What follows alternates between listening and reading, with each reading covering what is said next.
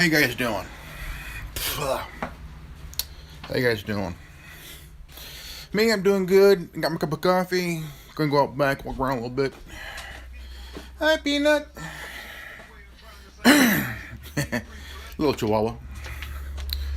Oh man, it's been a while since I came out here. Nice, cool day. It's spring. Spring is in the air. Like a beer fart in July.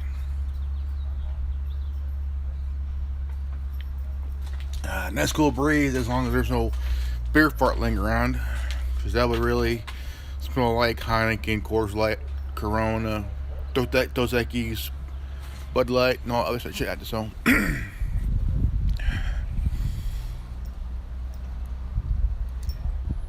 and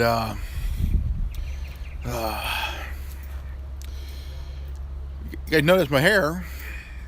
I've been growing it out for about a year or so. About a year, I guess. I mean, couldn't go to the barber. Well, I did when they announced that people can go to the hair salon and shit like that and get the hair cut and whatnot. But got my hair trimmed a little bit. But that was last year. That was last year. So it is a nice day. A really, really nice day. Really, really, really nice day. um, I want to talk about a good friend of mine, Jenny. She's she's the devil's queen. Good friend of mine. I love her to death. She's a sweet chick, awesome gal. And she did a video the other night, which kind of got me concerned because she's a good friend, you know, a good friend, you know, going through a rough patch right now, a rough patch, you know.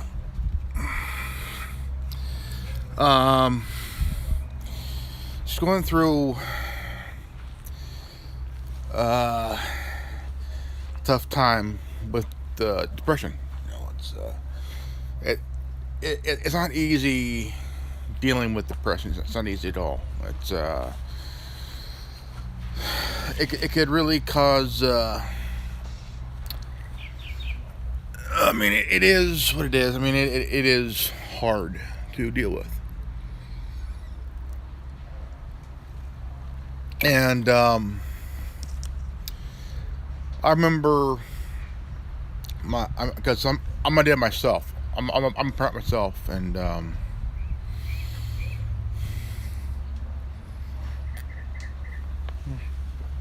what's tough about being a parent is you gotta worry about. I mean, your kid every day, you know, and you know, you worry about how they're doing in school. You know, not just in the classroom, but also on the playground. You know, because kids can be mean. You know, kids can be mean and stuff. So I do want to give a shout out to my good friend Jenny, and I hope you have get better. You know, dealing with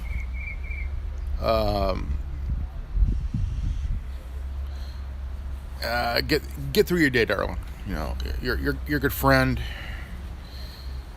and Jenny's a good friend of mine. I mean, she is. I mean, a laid back chick, easy to talk to, cool to talk to, and when it comes to her opinions, she leaves no stone unturned, which is good in my book.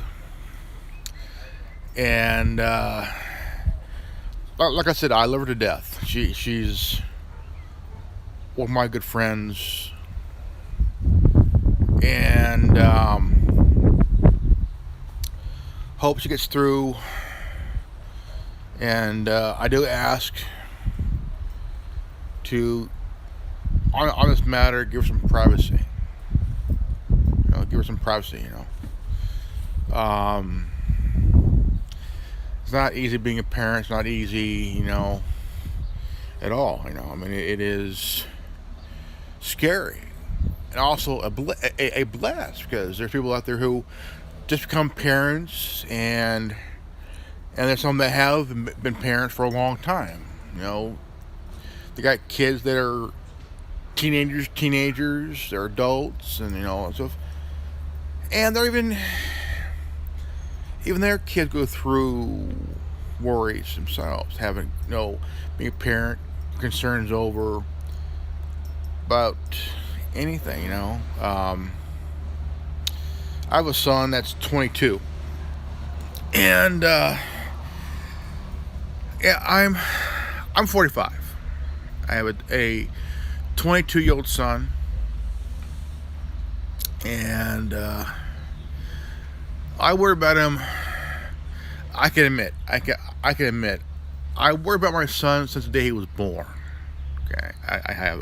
It's not easy, especially being a father of a gay son. It's not easy, but I support my son.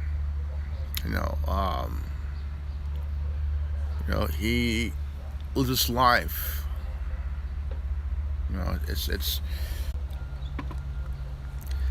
how why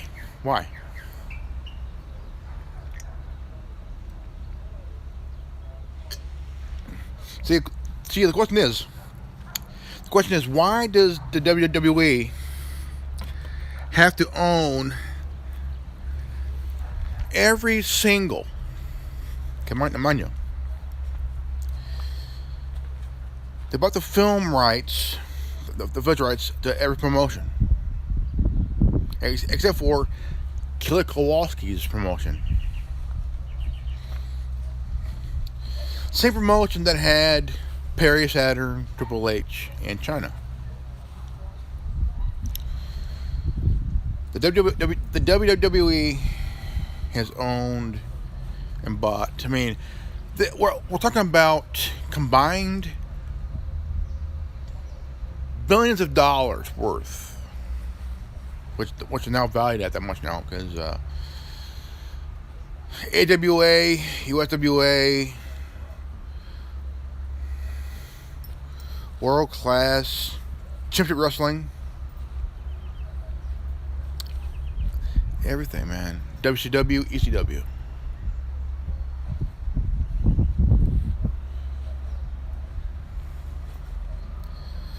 Smoky Mountain Wrestling.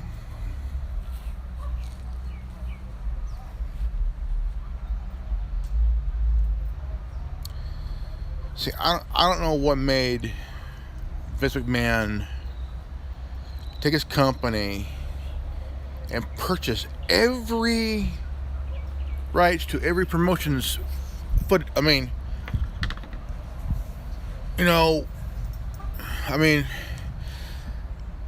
I could go to YouTube and watch classic footages of Starrcade, and enjoy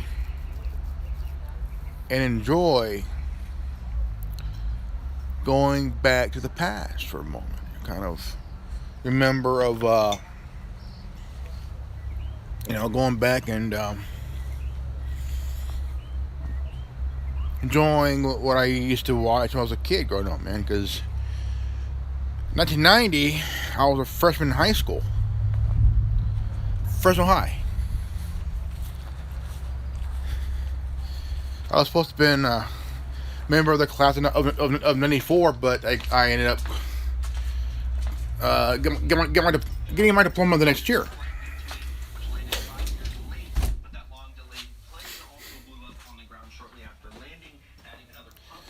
So, I mean, if you ever wonder about, the whole thing, I've been a wrestling fan my whole life, but I kind of backed off to watching because it's like, same old person is getting getting that title shot every damn time. It's like, you watch Major League Baseball or the NFL, and there's teams that never won the big one, right? That's never won the big one. Kind of like, John Cena for once. 16-time world champion John Cena. Fuck him. I respect what he's done to contribute to the business and shit, but here's the thing, man. But here's the thing, guys. Look. Again, John Cena has contributed to the business. But he's becoming part of that backstage politics, man. How many of you remember Tyler Rex? Tyler Rex. He did a finisher called the Burning Hammer. Burning Hammer. This finisher was used in Japan. Okay, now the Burning Hammer kind of looked like the FU/AA. Okay, but except it's like he's putting you in a position called the rack, the torture rack, But instead of doing the torture rack, he drops you on your face, Now, John Cena got a little teed off at Tyler Rex for using it. Like, dude, there's one difference between the AA and the Burning Hammer. The AA is where John Cena takes the guy up, throws him up, pop, on his back. Burning Hammer is where you have the guy up, same thing, but the guy lands on his body hair and his face. One difference. So John Cena got a little bit pissed.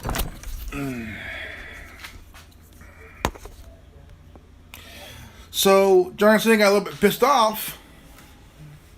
A little teed off, And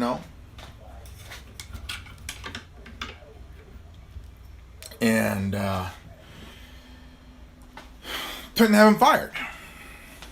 See,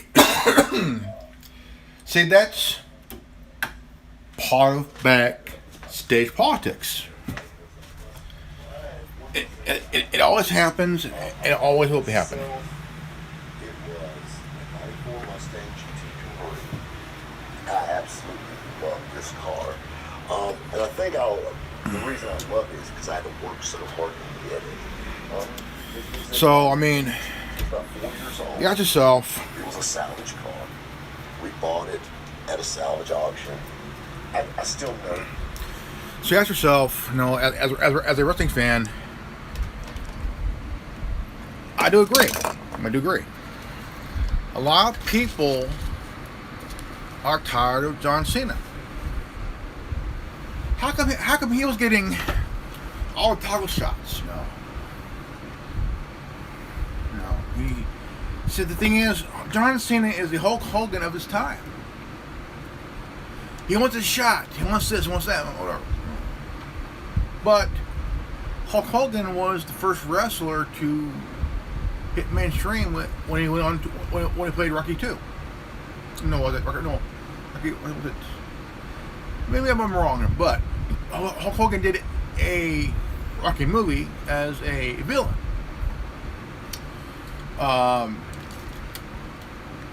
There was a lot of issues with that, it was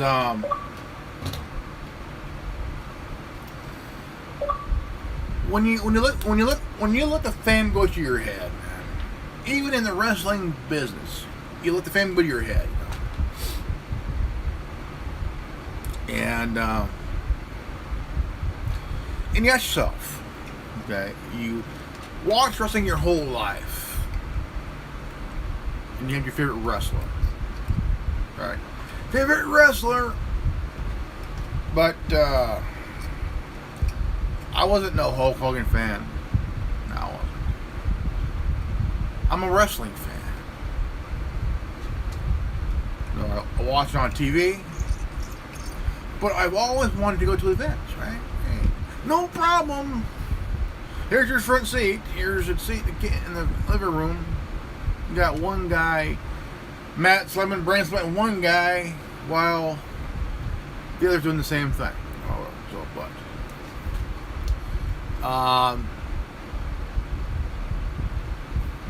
but there is a lot of backstage politics, you know. Always happening, always will be.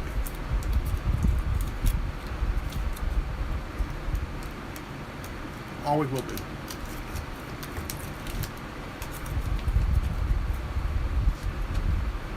So,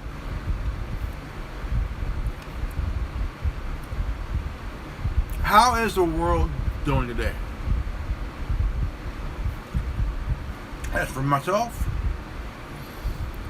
I've been doing okay, doing good. My back no longer hurting. No longer dealing with the pain sleeping, you know. My legs getting better. Just a matter of time. I've been taking it easy. My doctor told me, take it easy. Do not stress yourself. Before you turn over, wait a few minutes, then slowly turn over. Don't rush it. Because usually I get up, turn over, and that's it. So now what's going on today? Come on here. Come on. Come on. Come on.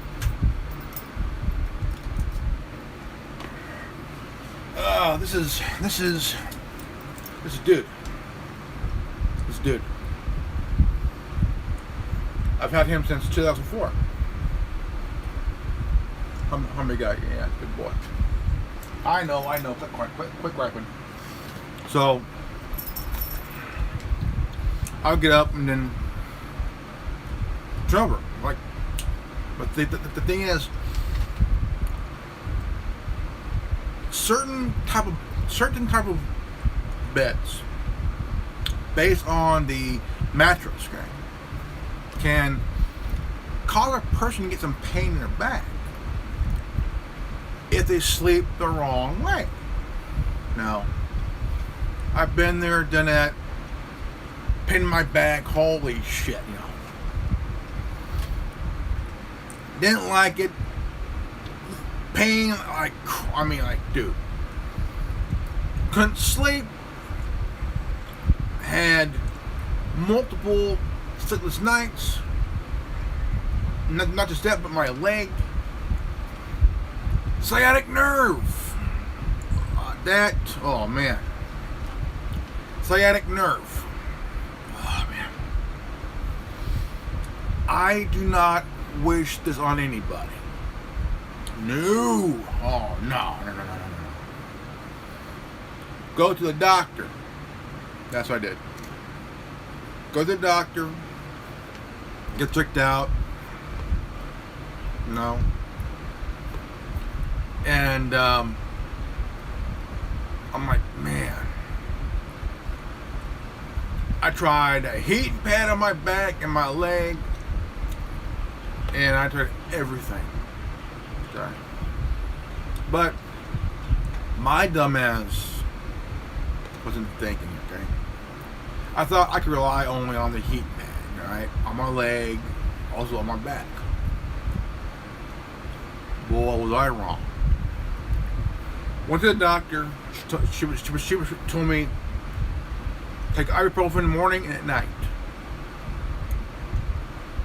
Also, walk around a little bit. Just kind of try to, but I've been using crutches.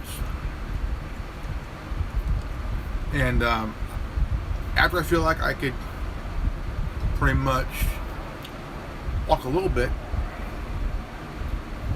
the pain in my back went away. Okay. So, for a moment, I've been using this cane. This is my grandpa's cane. And, I'd see it needs a new bottom part here, it needs a new bottom, so.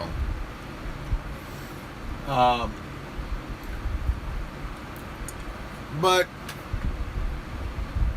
I get the pain every now and then in my leg. And I'm thinking, am I at the age where I will need a hip replacement? That I don't know. That I do not know. But do I feel it? I don't know.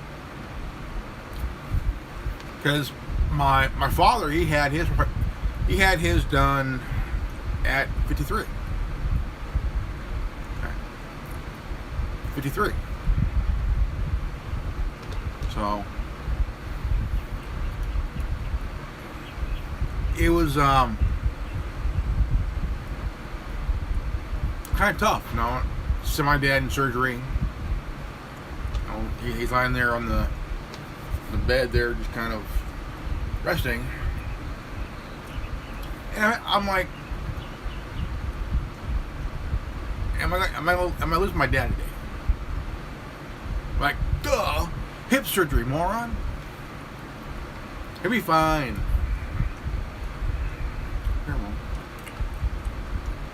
He's retired now. He's almost in his late 60s. Him and my mom. And it's been kind of hard on my foot. My mom had a triple bypass on her heart, and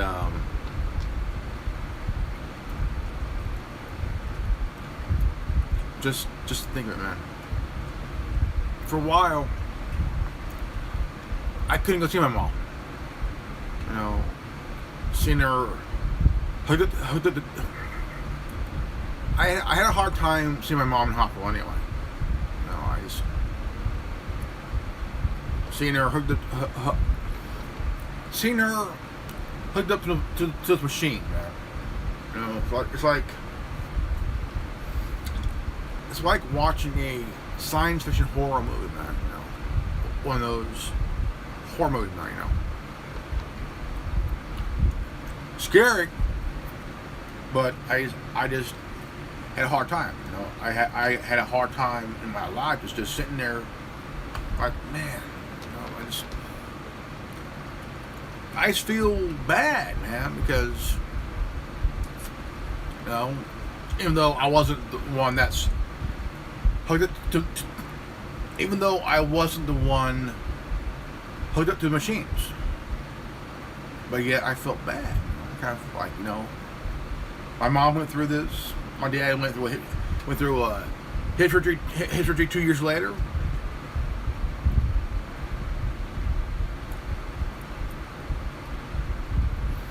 I don't know, man. I don't know. It was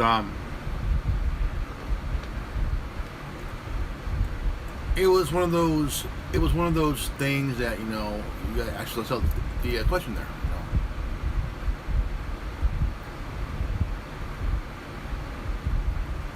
You have to question your sanity, man. Am I going nuts, or will I be fine? Well, you have to really take a huge step back, man. A huge step back. And so,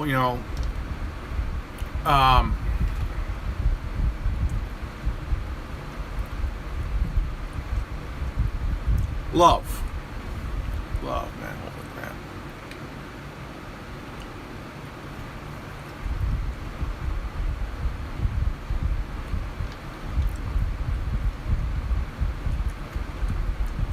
Love can make you do weird shit though, man. It can.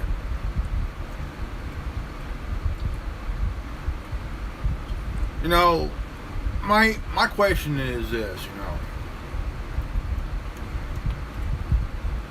To both men and women here. Especially to the women. When you're young, I mean, don't matter what age you are. You're in this relationship. You're in this You're in this relationship, right? Okay.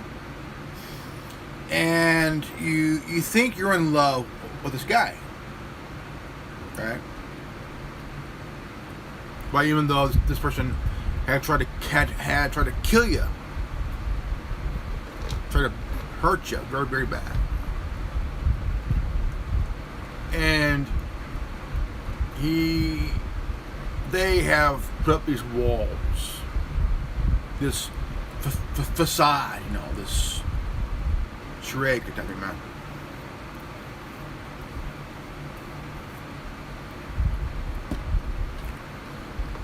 And you thought you finally saw right through them. Yeah, you think you saw right through them. You think you'd change a person, which you can't,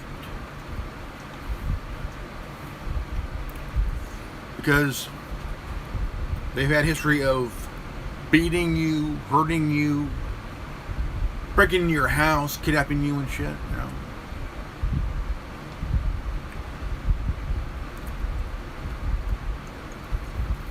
And then you somehow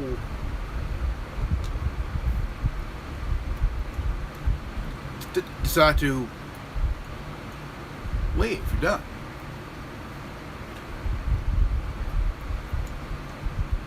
You know, I mean, you think he's a good guy, he's a nice guy, he wouldn't do this. Really? Really? You're gonna say, oh, he didn't mean it, it was an accident. Okay. Was it an accident, or was it just happened by I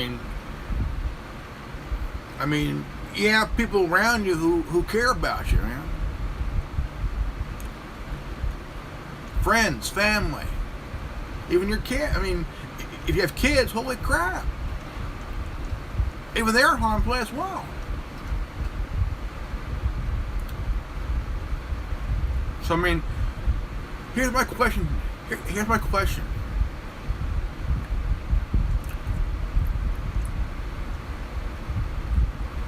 You find out, or you think you might be pregnant, right? Or just natural order of things. That time. But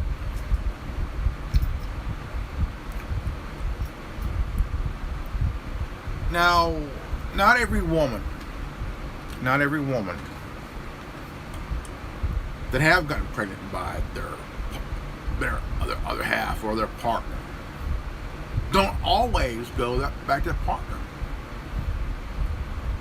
because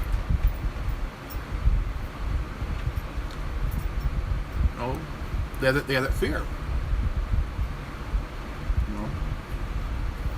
There's an episode of SVU I watched, and really bugged me, like seriously bugged the shit out of me. This lady was a host of a program and was getting stalked and harassed and was raped by her producer. Yeah, you know. She found out that she was pregnant. She was in fear. Fear for her life. Fear for her life. And she went to the courts. Nothing that she could do about it. And huge fear. Huge fear. And the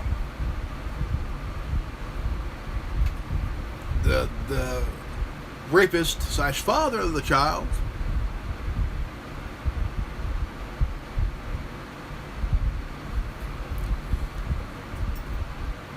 he used the law against her. Father's rights. There are some fathers that don't deserve their rights. I hate to say it, but I did. There's some dads out there that I think don't deserve their rights, man. Because, let me explain. If you give up your rights to the child as the father, okay, then all of a sudden, years later, you see your kids grow up happy, and they have a father figure around them that they look up to, you know. And if you're the dumbass that give up your rights and you're mad about it, fuck you, right? Fuck you. Now, there are moms out there that also do not deserve their rights as parents as well. Let me explain. There's moms out there that would use their kids in dumbass ways. Dumbass ways. If you put yourself over your kids, like you would rather spend money on your dumbass than put food on the table for your kids, you know. You are nothing more than a goddamn fucking monster. A hypocritical, cock-juggling thunder cunt. There are women out there that would love to be a mom, want to be a mother. There are guys that would love to be a dad, love to be a father. And there are those parents deserve to have their rights stripped and be sent to a mental asylum.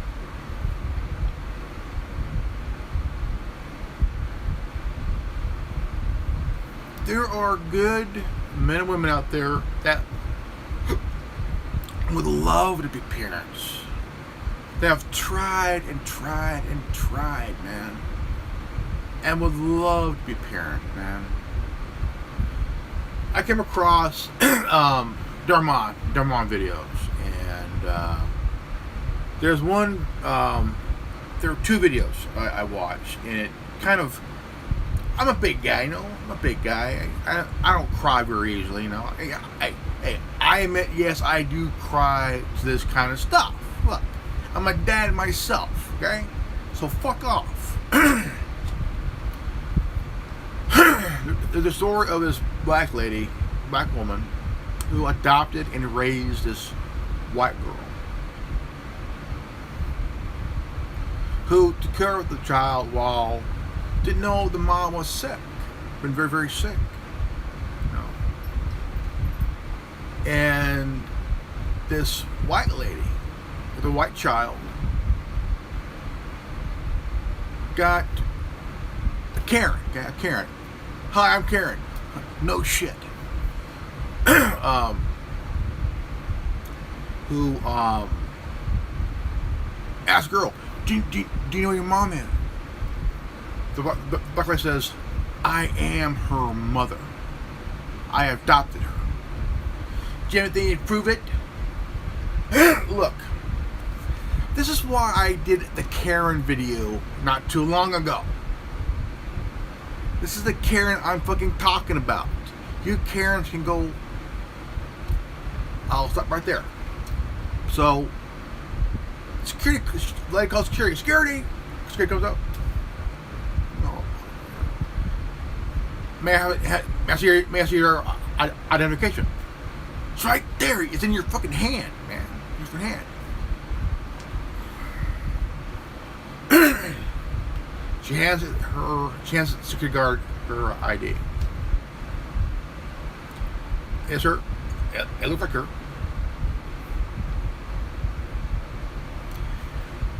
Then there's one of a black guy that adopted a white kid and raised him, adopted a kid. Because the kid went through a bunch of, the kid went through hell. Alcoholic father, abusive mother, you name it. So the guy adopted him. Treated him like he was his own son. That's the kind of people we need in this life, man. People who have a heart and compassion, man. Heart and compassion. I mean, there are some parents that don't deserve to have kids. But yet, there's parents that went through treatment, fertility treatment, and everything else, man. And somehow could not succeed because, couples want to be parents. Enjoyment of little ones around the house, Dad.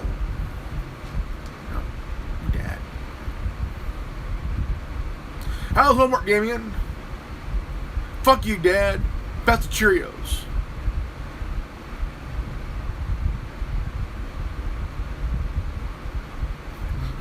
I'll play with it. That's from a skit back in that was a skit by George Carlin.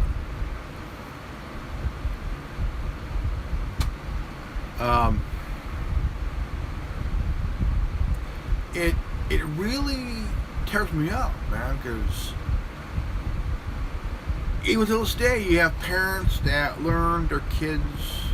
Like for example, there's another Dharma video about this young woman, sitting there with her girlfriend, someone she loves, and she tells her parents that she's gay. She tells her parents that she's a lesbian, which, so, as long as you're happy, darling, it's alright. As long as you're happy, But the thing is, the mom kind of jumped off the Grand Canyon, hit face first into what the fuck. Kicked their daughter out. Had no place to go. Pissed me off. Yeah, pissed me off. Because myself, I'm a father. I'm a father of a gay son, who I love to death, man. That's my son. That's my boy. As long as he's happy in life, I will support him no matter what he does. I support my son. I'm very protective. Yeah, I can admit that. Some say that I'm overly protective. I'm like, look, this is my only son. My only son. I don't have $1. I'm like, I have a son, but I also wish to know what it's like to have a daughter.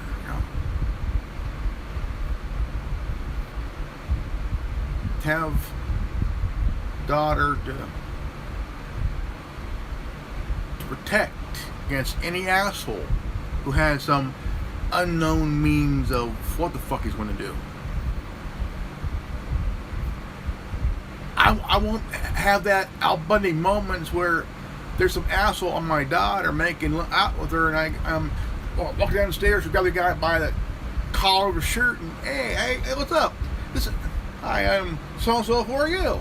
Well, dumb shit, here's the stairmaster. Boom! Okay, the door. Wow. Doors are hard. Throw them out the door, you know. I want that moment. I want that Al Bundy moment where some dumb shit is on the couch. I want my daughter where, hey, it's 1 o'clock in the morning and you're out here on the couch with my daughter. Wow, walls are hard. Of course, I'm just trying to, but no, where if she has any questions, so something to talk to, I can be there to sit down and listen. I'm all ears, you know. I can listen. I will let her vent her frustration, and just, you know, homework. Help her with the homework. Any questions she has, I will ask. I'll answer as a father. Answer any question.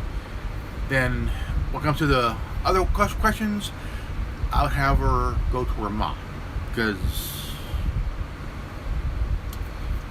But just hearing the word daddy.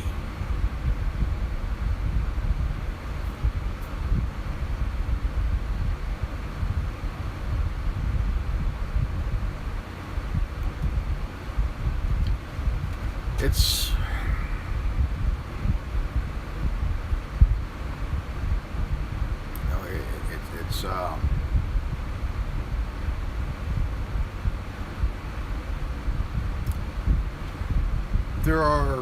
there are good people out there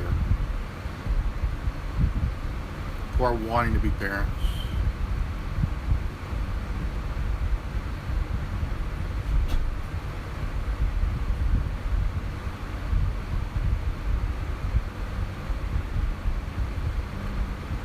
And tried.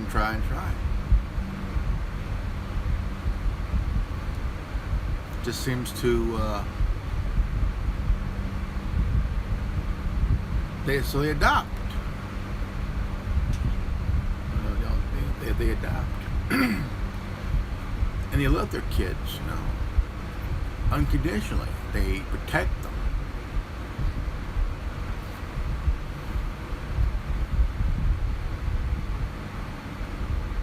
You know, but, I mean, you love your child no matter what.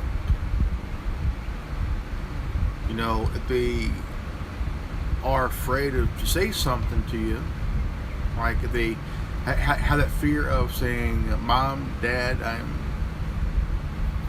and because the one thing, the worst thing to ever happen is that if you are a parent who is very, very churchy and shit, you put your faith over your children. And when your children comes out to you as a parent and say, "Mom, Dad, I'm gay. Mom, Dad, I'm a lesbian. Mom, Dad, I'm..." And they would put their faith over their... They would, I mean, for example, the Mormon Church. The Mormon Church.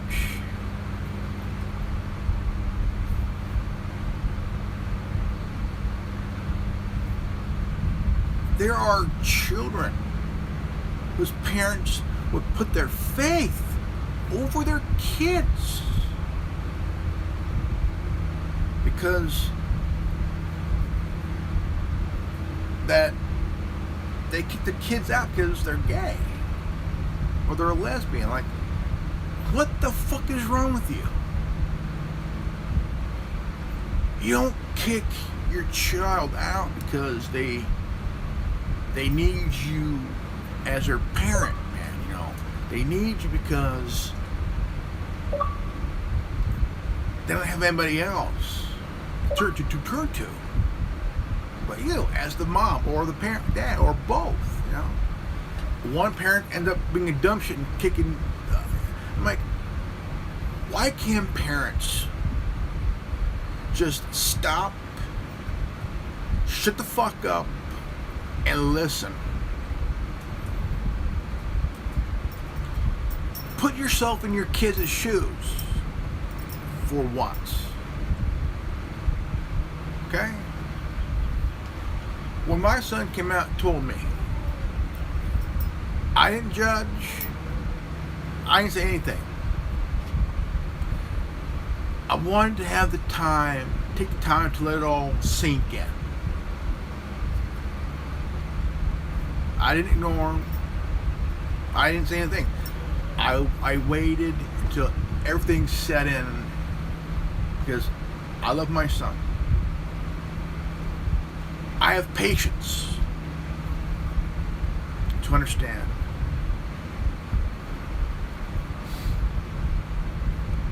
You know, have patience. Your kids come first, then your faith comes way last. I'm saying dead fucking last. Your kids comes first.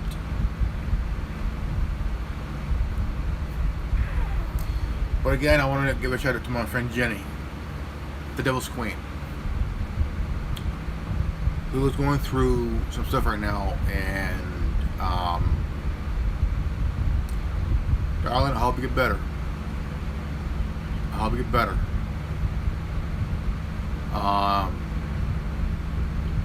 You're my friend. I love you.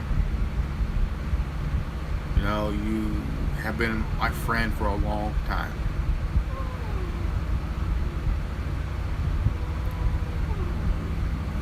The one thing I love the one thing I do love talking about is food, Italian food, pasta. You know. She is a traditionalist when it comes to Italian dishes. Very, very traditional, which I like traditional.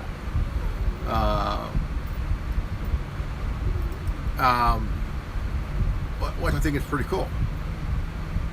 You know, keep that tradition, family tradition. You know how the dish is done, how the dish is made, done, and how it's finished, and then just take the first bite, take the taste of, say, spaghetti with the meatballs and the tomatoes and all that good stuff. You know, it's really good. You know, I love Italian food. It's really, really good. Really good. Sometimes you don't need canned tomatoes or use sauce, man. Just the sauce. I got a problem with that. I use a ragu, but I also like the traditional way of how the sauce is made. You know? I like both canned and also homegrown tomatoes, because tomatoes, just our tomatoes, has that taste. What I like to do is take a tomato, cut it up, slice it up. I may add some mushrooms, throw in the bowl, and put a little bit of ranch dressing on it, and eat that way.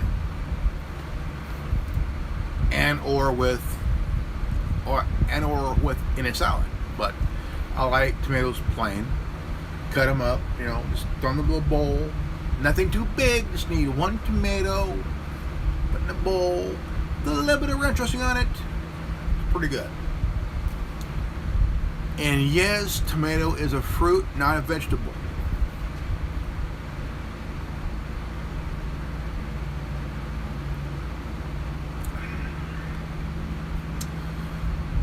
But you know, you gotta look at. I mean, you gotta be to be a parent. You have to really understand from what other people have gone through. Even a first-time parent has dealt with tragedy. You know? Miscarriage.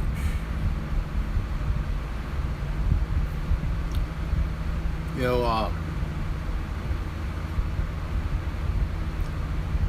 I was dating my sister's husband's ex-wife, and back in the mid to late to about around 05, 06, 07, around there, off and on. And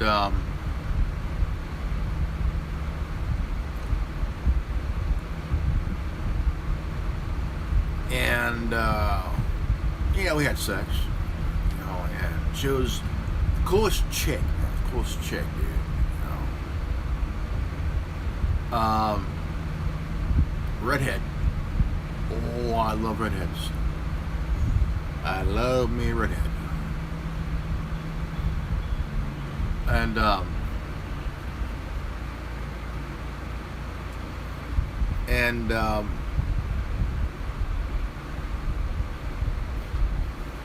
yeah, but yeah. She moved to South Dakota, to South Dakota for a while, and her and I would talk off and on every now and then. We talked one day. She told me that she had something to tell me. And, okay. And she told me what she told me that on the way back to South Dakota, she found out that she was pregnant with my child. And I was happy, you know, like, wow, go be a dad. You know? Praying, hope it's a girl. I want to be a daddy. I want to be a dad again. I want a daughter. You know? She miscarried.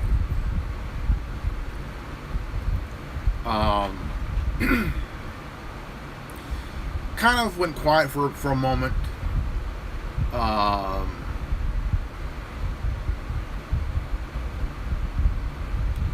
But I imagined, I imagined what it would look like.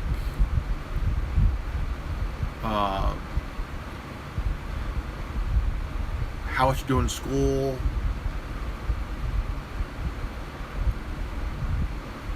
Getting that call. No. Want to talk.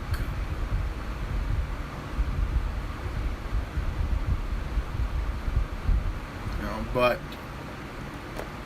nothing lasts forever. But yeah, it'll take some time to get over it because, you know,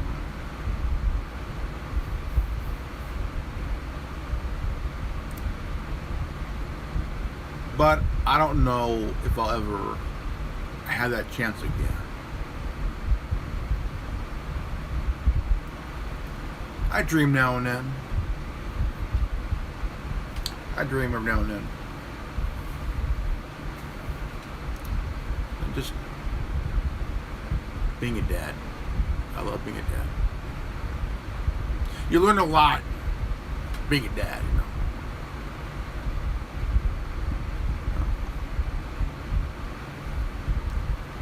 You learn what your kids do, and when you see it, it's kind of like, yeah, I remember doing that when I was a kid. Like putting M&Ms in the VCR.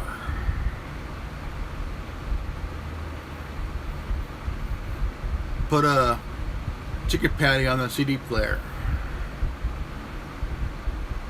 But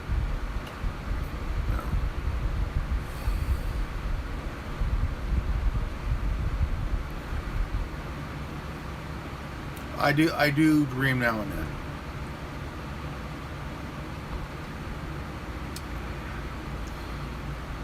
You know,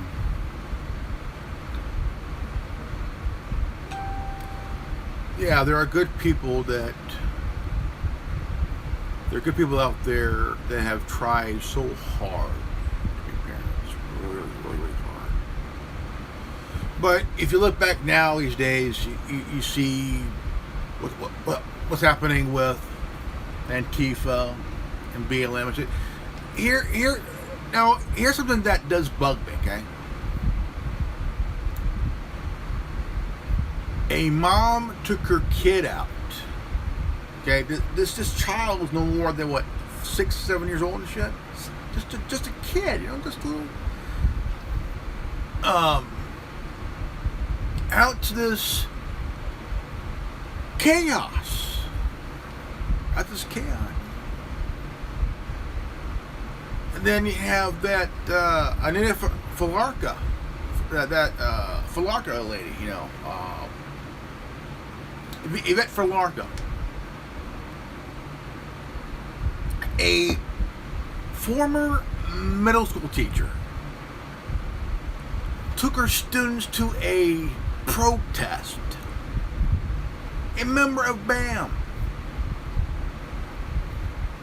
who got fired from her job because she's teaching her students this damn agenda. How to be a socialist, communist dipshit, you know. If I was a parent and she did that,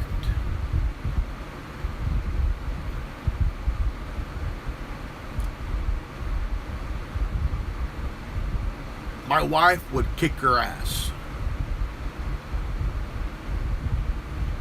Even though I'm not with the mom anymore. I'm still married, but we've been separated for almost 16, 17 years. It's almost 16 years. But my son's mom will probably kick her ass because you don't do that. You don't take someone else's kids without their knowledge. Take them to a dumbass rally, dumbass protest, and if the parents find out, the parents would want to kick your ass, tar and feather your dumbass, man. They would want to drop you into the San Joaquin River and see how far you could float if you did that shit. The teacher, you're supposed to teach education, general education, man. Not take them to a dumbass protest full of dumbasses and shit, because you're making them like you, a dumb shit, you know.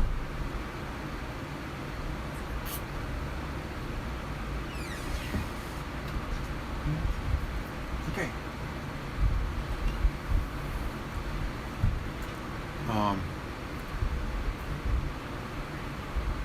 Subscribe, like, hit the bell for notification,